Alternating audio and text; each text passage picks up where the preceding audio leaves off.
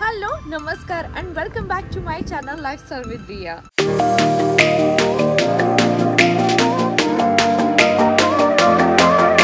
तर आज आम्ही आलेलो आहोत आमच्या फार्म हाऊसवर म्हणजेच संजीवनी फार्म्स मध्ये.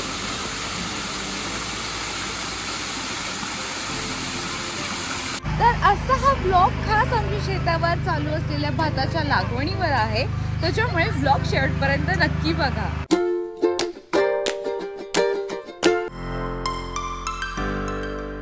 आमचं फार्म हाऊस ऑलमोस्ट 6 टप्प्यांमध्ये आहे, पण भाताची शेती पहिल्या 2 टप्प्यांमध्ये केली जाते.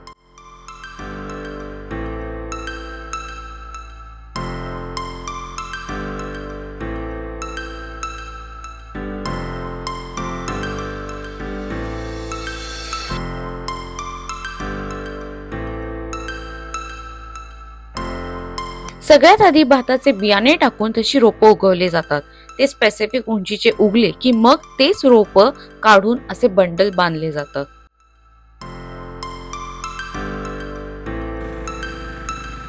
इथे विशाल दादा जे आमच्या फार्म हाऊसचे केअरटेकर आहेत, ते शेतात टिलर फिरवून चिखल तयार करतात.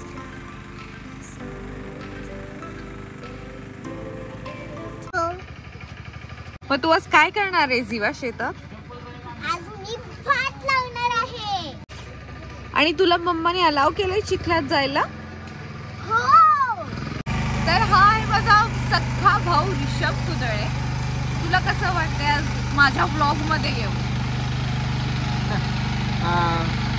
वाटतंय बरोबर, खूप छान वाटतंय. म्हणजे व्लॉग मध्ये येणं म्हणजे माझं भाग्य उजळलंय. आज माझा जन्म सार्थकी लागलेला आहे हिच्या व्लॉग मध्ये येऊन. ठीक आहे. तू आज काय करणार आहेस? करणार आहे मी आता भात लावणार आहे. आता शेती करणार नाही आहेस. खालनं आम्ही आत्ता सकाळच्या पारीला आम्ही ते सगळी रोपं काढलेली आहेत. आता ते आम्हाला इथं घेऊन आता इथं लावायचे. तर ते आता रोटावेटर चालून चाललं आहे, चिखल करून चाललेलं आहे. अजून 10 मिनटं आहेत.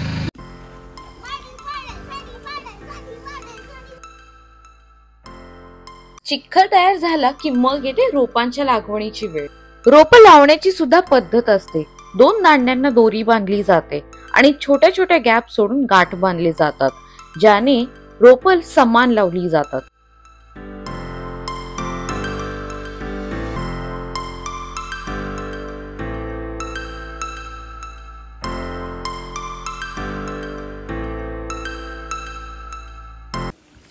शोन लाव.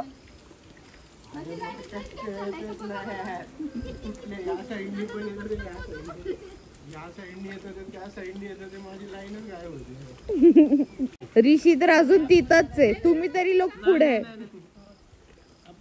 ऋषी काय चाललंय तुझ्या लाईनचं?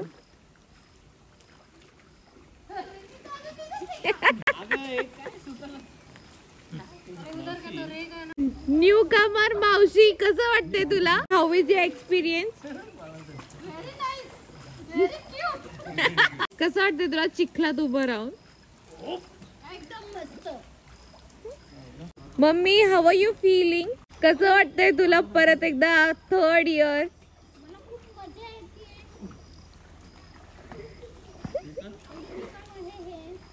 शॉन काम चुकारपणे करतो.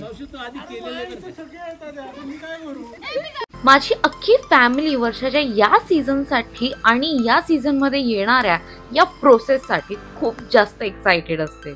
फार्म हाऊस करण्याचा हेतू एकच होता, तो म्हणजे छोटं घर बांधायचं आणि जास्तीत जास्त शेती करायची. आज या व्लॉग तर्फे मी माझ्या मम्मी पप्पांना थँक्यू म्हणते, कारण आज त्यांच्यामुळे आम्हाला हे सगळं एक्सपिरियन्स करायला मिळते. आणि एस्पेशली आमची पुढची पिढी म्हणजे जीवा, जी जेन झी जनरेशनला बिलॉंग करते, तिला सुद्धा हे सगळं त्यांच्यामुळे एक्सपिरियन्स करायला मिळते. त्यापेक्षा मोठी गोष्ट अजून काय असणार आहे? आज तुमच्यामुळे माझी मुलगी आपली संस्कृती, कल्चर सोबत जोडून राहिली. Thank you so much mummy papa.